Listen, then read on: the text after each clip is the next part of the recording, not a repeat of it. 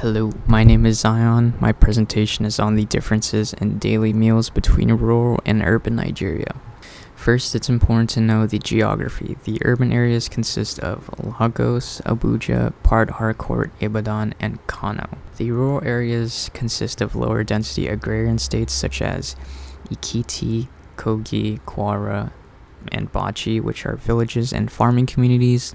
This map gives a good idea of where the densely populated urban centers are located in contrast to the less populated rural areas. A brief history of Nigeria begins in the pre-colonial era with diverse ethnic groups such as Hausa Fulani, the Yoruba, and the Igbo that relied on local staples such as millet, a cereal crop used to make various dishes and beverages, yams, or cassava, which is used to make flour or dishes like fufu or gari.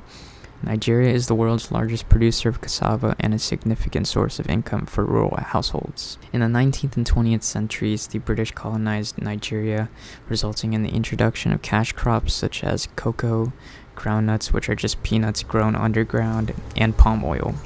After gaining independence in the 1960s, Nigeria saw more urbanization through foods such as wheat, rice, and processed foods, with traditional meals remaining central to Nigeria's food culture. These included pounded yams, which is a swallow food from pounding boiled yams, a goosey soup, which is a grounded melon soup or stew, and a jollof rice, which is a rice dish made with rice, tomatoes, chilies, onions, and various spices.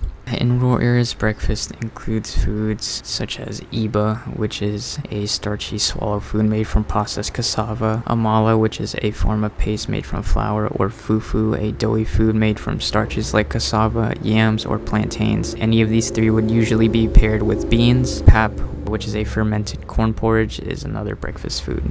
In rural areas, dinner is their second and largest meal of the day, consisting of foods like yam or cassava with okra soup, which is a type of vegetable soup, or bitter leaf soup. This would be paired often with bushmeat or goat if it is available. For supper, people usually eat small leftovers with water or soaked gari, a dish with granular flour made from fermented and roasted cassava. In urban areas, breakfast consists of bread, eggs, or processed cereals such as golden morn or cornflakes, often paired with a cup of tea or coffee. For lunch, foods consist of rice as the core food paired with tomato stew, beef, or fish. It's common to see people eating lunch from street vendors or buka, which are roadside eateries or food stands. In urban areas, dinner is at the end of the day, which consists of jollof rice or yam pottage, which is a savory dish from simmered yam chunks in a seasoned broth of palm oil, peppers, and various proteins like fish, crayfish, and beef, to name a few. They also have more access to dairy products in urban areas than in rural areas. People in rural areas don't have access to the kinds of snacks and drinks that urban areas do. This includes different varieties of